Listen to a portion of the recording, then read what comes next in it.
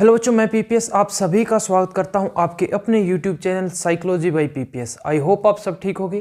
प्यारे बच्चों, जैसा कि आपको पता है हम अपने लोक प्रशासन का 11वां लेसन जिसका नाम है प्रशिक्षण अर्थात ट्रेनिंग शुरू कर चुके हैं, जिसमें प्यारे बच्चों हमने अभी तक 3 क्वेश्चन कर चुके हैं। सबसे पहले हमने किया प्रशिक्षण का अर्थ क्या है, उसके प्रकार के बारे में बात की। उसके बाद हमने बात की प्रशिक्षण के क्या उद्देश्य होते हैं। उसके बाद हमने तीसरे क्वेश्चन में बात की प्रशिक्षण के कितने तरीके होते हैं, उन तरीकों के बारे में बात की। प्यारे बच्चों, इस लेसन के आपके 2 क्वेश्चन बचते हैं। एक तो प्रशिक्षण की जो समस्याएं अर्थात दोष हैं, और उनको एक क्वेश्चन बनता है आपका जो वो दोष है उनको दूर करने के उपाय। तो प्यारे बच्चों, ये 2 अलग अलग क्वेश्चन हैं, एक दोष को दूर करने के उपाय। तो प्यारे बच्चों, आज मैं आपके लिए लेके आया हूं जो 2 क्वेश्चन है, ये दोनों के मैंने एक क्वेश्चन बना दिया है। और अगर आप बुक्स में से पढ़ोगे तो काफ़ी डिफिकल्ट फील होगा आपको और याद करना ही बड़ा मुश्किल होगा। लेकिन विश्वास रखिए, आप अगर ये क्लास लगाओगे तो आपको ये क्वेश्चन इतना इजी लगेगा और आपको क्लास लगाते लगाते ही आपको याद हो जाएगा। चलिए शुरू करते हैं आज का हमारा क्वेश्चन। जी हाँ, आज का हमारा क्वेश्चन है प्रशिक्षण के दोष अर्थात समस्याएं। दोष अर्थात समस्याएं और समस्याओं अर्थात दोषों को दूर करने के उपाय बताओ। क्या है, 2 क्वेश्चन है, एक बताना हमें दोष, हमने बताना है दोष अर्थात समस्याएं, और एक उन दोषों को दूर करने के उपाय। तो 2 क्वेश्चन बनते हैं, दोनों क्वेश्चनों को मैंने एक ही क्वेश्चन में ऐड कर दिया है और इस क्वेश्चन को हम कंपेयर करके अर्थात तुलना करके ही करेंगे। एक याद हो गया, दूसरा ऑटोमेटिक अपने आप ही याद हो जाएगा। देखिए आप, जैसा कि आप अपने बोर्ड की तरफ देख रहे हो तो इस तरफ है जो ये दोष लिखे हुए हैं अर्थात समस्याएं लिखी हुई हैं, और इस तरफ लिखे हुए हैं प्रशिक्षण के जो दोष है उनको दूर करने के उपाय। तो सबसे पहले हम करेंगे जो प्रशिक्षण के जो दोष हैं अर्थात समस्या हैं उनके बारे में बात करेंगे। तो जो पहला दोष है जो प्रशिक्षण का, वो है प्रशिक्षण कार्यक्रम को वैध स्वरूप प्रदान करने के लिए कानूनी प्रारूप प्राय व्यवस्थापिका द्वारा ही तैयार किए जाते हैं, लेकिन व्यवस्थापिका इस कार्य के प्रति असहयोगात्मक रवैया अपनाते हुए या तो प्रारूप तैयार करती ही नहीं, अगर करती भी है तो काफी विलंब अर्थात देरी से। देखिए इस क्वेश्चन में क्या है, इस जो पॉइंट इसमें क्या है, जो प्रशिक्षण का कार्यक्रम है ना वो तैयार करती है व्यवस्थापिका। मतलब किसका काम है तैयार करना, व्यवस्थापिकाओं का, ठीक है। और व्यवस्थापिका ही उसको वैध स्वरूप प्रदान करती है अर्थात वैलिड जो करती है, जो प्रशिक्षण का कार्यक्रम है, जो उसकी प्रोसेस है, जो उसका पूरा प्रोसेस है, उस कार्यक्रम को वैलिड करती है व्यवस्थापिका। और जो कानूनी प्रारूप है, क्या है, कानूनी प्रारूप है, वो भी तैयार कौन करती है, व्यवस्थापिका।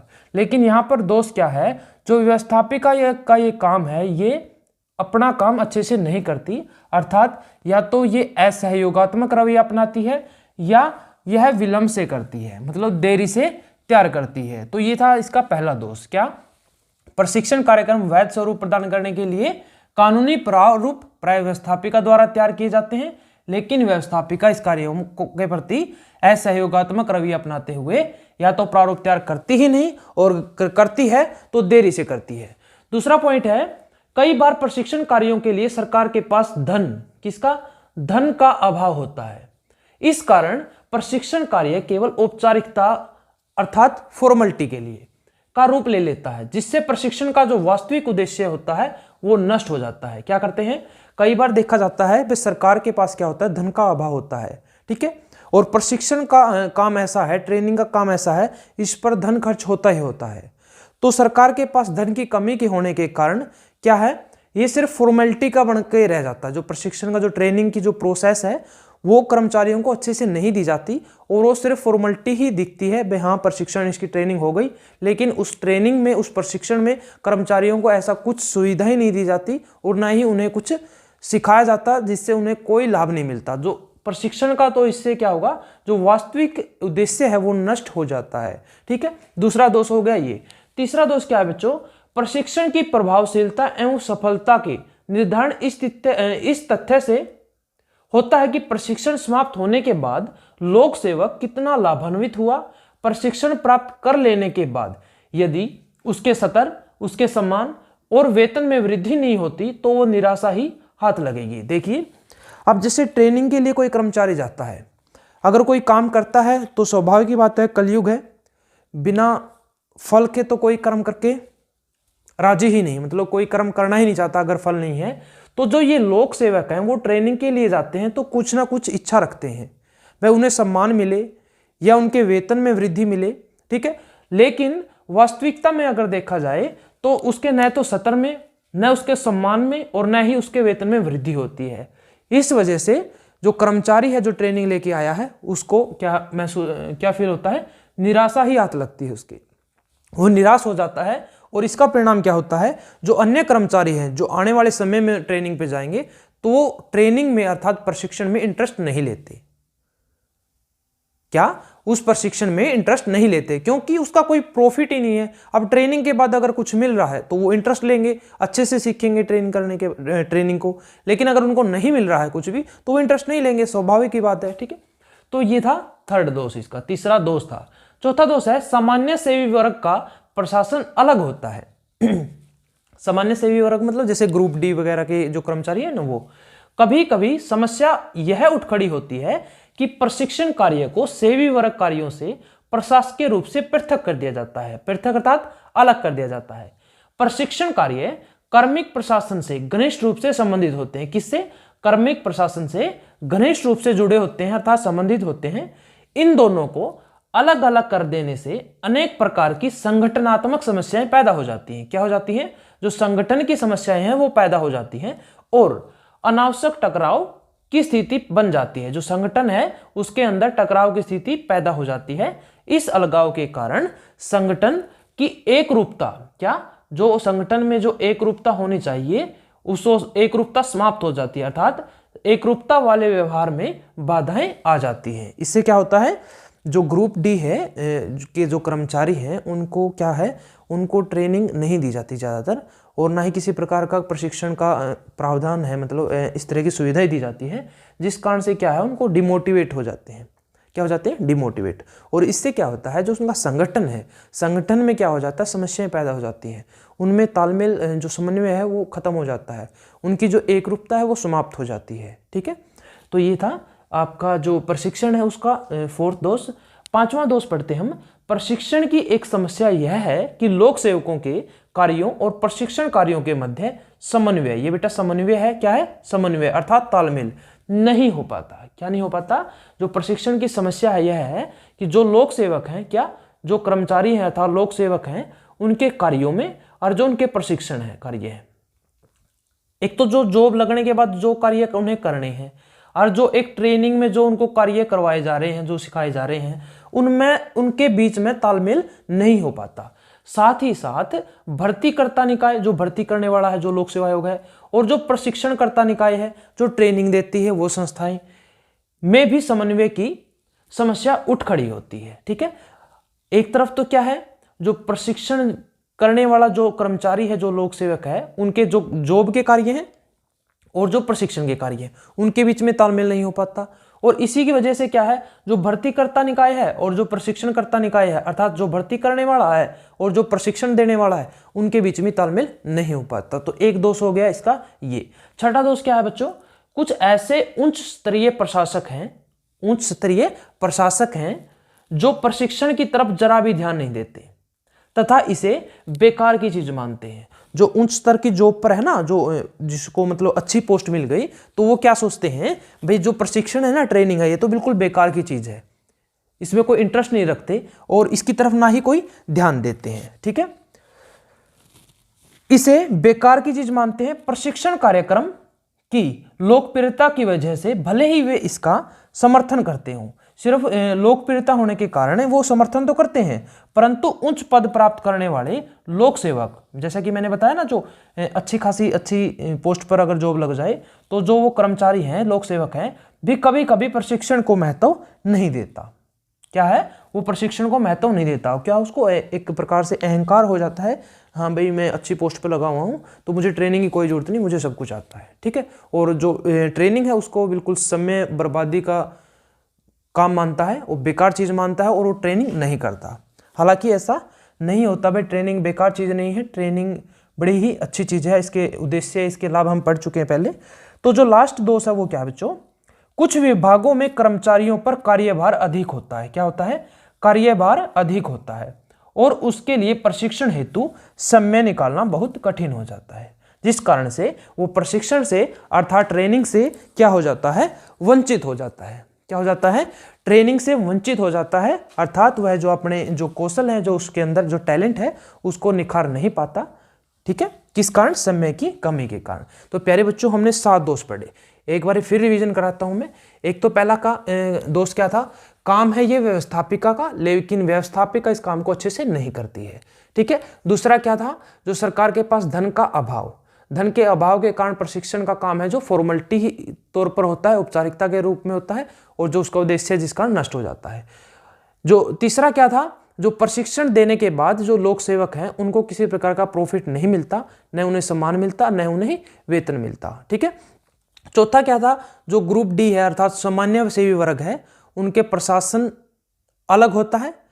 ठीक है, उन्हें मतलब ट्रेनिंग से क्या है, उनका ट्रेनिंग का सिस्टम क्या है, पृथक कर दिया जाता है, अलग कर दिया जाता है। ठीक है, जिस कारण से उनके संगठन में समस्या पैदा हो जाती है, और क्या है, एक रूपता वाला जो व्यवहार है उसमें भी बाधा उत्पन्न हो जाती है। पांचवा क्या है, जो प्रशिक्षण का एक समस्या क्या थी, जो लोक सेवक के कार्य हैं और जो प्रशिक्षण के कार्य हैं, इन दोनों में तालमेल नहीं बैठ पाता, जिस कारण भर्तीकर्ता और प्रशिक्षणकर्ता, भर्ती करने वाला और प्रशिक्षण करने वाला, इन जो निकाय है, संस्था है, इसमें भी तालमेल नहीं बैठ पाता। छठा क्या पढ़ा हमने, छठा पढ़ा जो उच्च स्तर के प्रशासक हैं या अच्छी जॉब पर लगे हुए हैं जो कर्मचारी लोक सेवक हैं, वो प्रशिक्षण को बेकार की चीज मानते हैं और इसमें कोई इंटरेस्ट नहीं लेते। ठीक है, सातवां क्या है, जो विभाग के जो कर्मचारी हैं उन कर्मचारियों पर अधिक कार्यभार होता है, मतलब उनको अधिक काम करना पड़ता है, और अधिक काम करने के कारण उनको ट्रेनिंग के लिए समय ही नहीं मिल पाता। ठीक है, तो ये था इसका पहला क्वेश्चन। आपकी बुक में देखोगे तो आपको मिलेगा, मैं भारत में प्रशिक्षण के दोष बताएं या प्रशिक्षण की समस्याएं क्या क्या है उनके बारे में बताएं। ठीक है, आप में पॉइंट जो हेडिंग है ना, पॉइंट बना के लिखा हुआ है, लेकिन मैंने आपको बिल्कुल इजी वे से करवा दिया है। अब देखो, जिसको ये समझ में आ गया ना, तो वो झट से इसको आराम से कर लेगा। अब देखो, जैसे कि मैंने बताया था, अगर कोई समस्या है, क्या है, समस्या है, तो समस्या के कुछ ना कुछ कारण होते हैं। अगर उन कारणों को हम हटा दें तो समस्या का क्या हो गया, उपाय हो गया, मतलब सोल्यूशन हो गया। ठीक है ना, अगर वायु प्रदूषण धुएं की वजह से हो रहा है तो धुएं को कम कर दो, वायु प्रदूषण खत्म। ठीक है, तो जैसे ही आपसे पूछ ले वायु प्रदूषण का कोई एक कारण बताओ, तो धुएं के कारण, फैक्ट्रियों से निकलने वाले धुएं कारण लिखते हैं। अगर एक उपाय पूछे तो फैक्ट्रियों को जो धुआं है उस पर कंट्रोल कर दो, समस्या सोल्व। एक तीर से 2 निशाने हो गए, एक चीज याद कर लो, दूसरी अपने आप हो गई। अब देखो, मैं कंपेयर करके कैसे आपको याद करवाता हूं। पहला था जो व्यवस्थापिका, वो अपना काम अच्छे से नहीं करती थी, तो सबसे पहला ही उपाय क्या हो गया, प्रशिक्षण कार्यक्रम की वैधता हेतु, वैलिड हेतु प्रशिक्षण कार्यक्रम की रूपरेखा को व्यवस्थापिका के द्वारा तैयार एवं पास किया जाना चाहिए। मतलब इस काम को अच्छे से जो नहीं कर रही थी उसको अच्छे से करना चाहिए, किसने, व्यवस्थापिका को। तो उपाय हो गया। दूसरा क्या था, प्रशिक्षण कार्यक्रम के संचालन एवं सफलता के लिए सरकार द्वारा समुचित धन की व्यवस्था की जानी चाहिए। अब देखो, दूसरा पॉइंट हमने दोष में क्या पढ़ा था, भाई सरकार के पास धन का अभाव होता है, धन के अभाव के कारण वो अच्छे से ट्रेनिंग नहीं ले पाता, मतलब फॉर्मेलिटी वो है। ठीक है, नाम की, मतलब नाम की ट्रेनिंग लेके आ गया कोई कर्मचारी, उसको सीखना सिखाना कुछ नहीं हुआ, तो धन की व्यवस्था करनी चाहिए।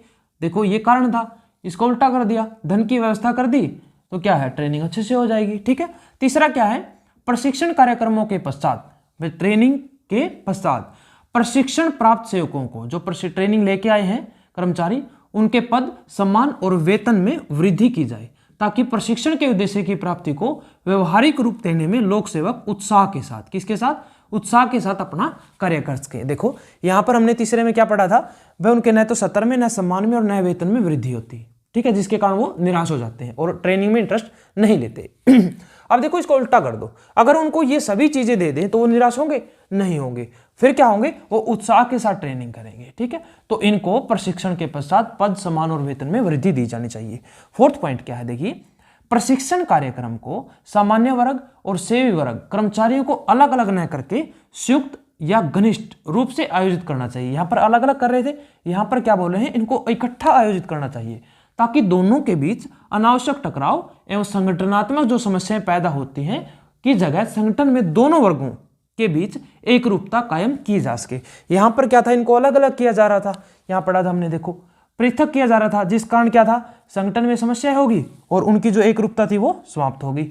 यहां पर क्या है, उनको संयुक्त रूप से अगर ट्रेनिंग देंगे तो क्या होगा, अनावश्यक टकराव है, जो संगठन की समस्या है वो खत्म हो जाएंगी और क्या है, उनकी एक रूपता भी कायम रहेगी। कंपेयर करके करोगे तो देखो कितना ईजी है। अगर वैसे रट्टा मारोगे, ऐसे वैसे बुक से याद करोगे तो याद करना मुश्किल होगा। ठीक है, पांचवा देखो, पांचवा उपाय क्या है, किसी संगठन के लोक सेवकों के कार्य एवं प्रशिक्षण कार्यों के बीच उचित समन्वय, क्या उचित समन्वय की स्थापना करनी चाहिए ताकि संगठन की वास्तविक जो उद्देश्य हैं उनको प्राप्त किया जा सके। किसके बीच, जो लोक सेवकों के कार्य हैं और जो प्रशिक्षण के कार्य हैं उनमें तालमेल करना चाहिए। ठीक है, यहां पर हमने क्या पढ़ा था, पांचवा देखो, लोक सेवकों के कार्य और प्रशिक्षण कार्यों में तालमेल नहीं हो पाता, जिस कारण भर्तीकर्ता और प्रशिक्षणकर्ता में सिस्टम खराब हो जाता है इनका। ठीक है, इनका तालमेल खराब हो जाता है। तो इसको उल्टा कर दो, इनमें समन्वय नहीं हो पाता, ये दोष है, उनमें समन्वय कर दो। अगर प्रशिक्षण के जो लोक सेवक के कार्य हैं और जो ट्रेनिंग के कार्य हैं उनमें समन्वय नहीं हो पाता तो ये दोष है, उनमें समन्वय कर दो, तो ये उपाय हो गया। ठीक है, छठा ही हो गया। अच्छा, पांचवा ये हो गया। छठा देखो, प्रशिक्षण के प्रति उदासीनता का रवैया रखने वाले संगठन के उच्च स्तरीय प्रशासकों के प्रति सरकार को कठोर रवैया अपनाकर उचित अनुशासनात्मक कार्यवाही करनी चाहिए। अर्थात देखो, यहां हमने पढ़ा था वह कुछ उच्च जो लोक सेवक होते हैं, जो बढ़िया जॉब पर लगे होते हैं, बढ़िया पोस्ट पर, ठीक है, तो वो क्या है, बेकार की चीज मानते हैं, ट्रेनिंग को मानते हैं बेकार की चीज और ट्रेनिंग में कोई इंटरेस्ट नहीं रखते। तो ऐसे बंदों के साथ, ऐसे लोक सेवकों के साथ, ऐसे कर्मचारियों के साथ सरकार को सख्ती अपनानी चाहिए और उनको उपनिष करना चाहिए ताकि वो क्या करें, इंटरेस्ट लें प्रशिक्षण के अंदर। ठीक है, इसका अपोजिट कर दिया, मतलब वो यहाँ इंटरेस्ट नहीं ले रहे थे, उनको मजबूर करो वो इंटरेस्ट ले। वो यहाँ पर डिसिप्लिन में नहीं रह रहे थे, उनको मजबूर करना चाहिए सरकार को, वो डिसिप्लिन में रहें। ठीक है, ताकि जो प्रशिक्षण है, जो ट्रेनिंग है, उसका जो मुख्य उद्देश्य है उसको प्राप्त किया जा सके। देखो, इसका उल्टा कर दिया। सातवां देखो क्या है, अतिरिक्त कर्मचारियों को नियुक्त कर कर्मचारियों के कार्यभार को कम करना चाहिए। कार्यभार को क्या कर दिया, कम कर दिया चाहिए ताकि उनके लिए प्रशिक्षण का समय निकाला जा सके, ताकि वे भी ट्रेनिंग ले सके। अब देखो, यहां हमने क्या पढ़ा था, विभाग हैं कुछ, उनके जो कर्मचारी है उन पर काम का जो कार्यभार है वो अधिक है। अब कार्यभार अधिक है, इसी कारण वो समय नहीं निकाल पाते, ट्रेनिंग नहीं ले पाते। तो अब उनके लिए क्या करना, कार्यभार को कम कर दें। और कार्यभार को कम कैसे करेंगे, कुछ अन्य अतिरिक्त एक्स्ट्रा कर्मचारियों को जॉब पर लगा दो। अब एक्स्ट्रा कर्मचारी होंगे तो वो क्या है, मतलब उनको क्या है, समय मिलेगा, उनका कार्यभार क्या होगा, कम होगा। अगर कार्यभार कम होगा तो उनके पास समय मिलेगा, और समय मिलेगा तो वो क्या है, ट्रेनिंग ले सकेंगे। तो देखो, 7 दोष समस्याएं पढ़ी, 7 इसके हमने उपाय पढ़े। अब देखो, एक भी पॉइंट ऐसा नहीं है जो आपके समझ में ना आया हो मेरे ख्याल से। देखो, पहले की कंपेयर मैंने पहले से की, दूसरे की दूसरे के साथ, तीसरे की तीसरे के साथ, चौथे की चौथे के साथ, पांचवें की पांचवें, छठे की छठे और सातवें की सातवें के साथ तुलना करके मैंने आपको ये क्वेश्चन कराया है। एक तरफ दोष थे, एक तरफ उपाय थे, अर्थात एक तरफ समस्याएं थी और एक तरफ उन समस्याओं का मतलब ठीक करने के उपाय थे। ठीक है, अब एक चीज याद कर लो, दूसरी अपने आप याद हो जाएगी। ठीक है, अब यहां पर आपको लगभग मतलब करीब 16-17 मिनट या 20 मिनट्स लगा लो, 20 मिनट लगी होंगी, लेकिन बुक से करोगे तो कम से कम आपको 1-1.5 घंटा 2 घंटे भी लग जाएंगे याद करने में। ठीक है, तो इसको एक को कर लो और उसको साथ में कंपेयर करके करो। यहां से क्वेश्चन क्या आएगा, क्वेश्चन ये आएगा, या तो पूछ लेगा आपको प्रशिक्षण के कोई 4 दोष लिखो, प्रशिक्षण के कोई 3 दोष लिखो, या पूछ लेगा प्रशिक्षण के जो दोष हैं उनको उनके उपाय लिखो, 2 या 3 या 4 या 5। ठीक है, ऐसे पूछेगा। बड़ा प्रश्न नहीं आएगा, छोटा प्रश्न या ज्यादा से ज्यादा 4 नंबर का ही क्वेश्चन आता है इस लेसन से। ठीक है, बड़ा क्वेश्चन नहीं आता। तो ये था प्यारे बच्चों आपका क्वेश्चन। उम्मीद करता हूं मतलब मेरे ख्याल से सभी पॉइंट आपको अच्छे से क्लियर हो गए होंगे। एक साथ करना है, पहले ये और इसके कंपेयर में ये, इसको बिल्कुल उल्टा कर देंगे। ठीक है, जो ये बातें यहां लिखी हैं इनको बिल्कुल घुमा के उल्टा कर देंगे। ठीक है, एक याद कर लो, दूसरी ऑटोमेटिक याद हो जाएगी। ठीक है बच्चों, तो उम्मीद करता हूं प्यारे बच्चों सभी को ये क्वेश्चन समझ में आ गया होगा। और अगर समझ में आ गया हो और क्लास अच्छी लगी हो तो लाइक जरूर करें और शेयर क्लासमेट्स के साथ अपने ज़्यादा से ज़्यादा करें। और अभी तक सब्सक्राइब नहीं किया है तो अपने इस चैनल को सब्सक्राइब जरूर कर लें। ओके बच्चों, have a nice day, take care, thank you. अगर आपको कोई भी प्रॉब्लम है तो व्हाट्सएप से कॉन्टैक्ट कर सकते हो, कोई डाउट है व्हाट्सएप से भेज सकते हो या डायरेक्ट पूछ सकते हो मुझसे। ठीक है, अगर कोई बड़ी समस्या है तो आप व्हाट्सएप से कॉलिंग कर सकते हो। ठीक है, आपको जैसे ही समय लगे तो आप व्हाट्सएप से कॉलिंग करके मुझसे कोई डाउट पूछ सकते हो, या अगर आप कुछ और चाहते हो किसी अलग तरीके से पढ़ाएं या कुछ अलग बातें पढ़ाएं तो आप बेझिझक मुझसे बोल सकते हो, अगर आप कुछ अलग से कुछ पढ़ना चाहते हो। जैसे ही समय मिलेगा मैं आपकी समस्या का सोल्यूशन जरूर करूँगा। लोक प्रशासन के ही नहीं, आपके कुछ अदर सब्जेक्ट भी हैं, उसमें भी आपको अगर किसी प्रकार की समस्या है, आपको पढ़ने में कोई दिक्कत है, याद करने में कोई दिक्कत है, तो बेझिझक मुझसे पूछ सकते हो। जहां तक पॉसिबल होगा मैं आपकी जो प्रॉब्लम है, आपकी जो समस्या है, उसका सोल्यूशन करने की कोशिश करूंगा। ओके बच्चों, have a nice day, take care, thank you.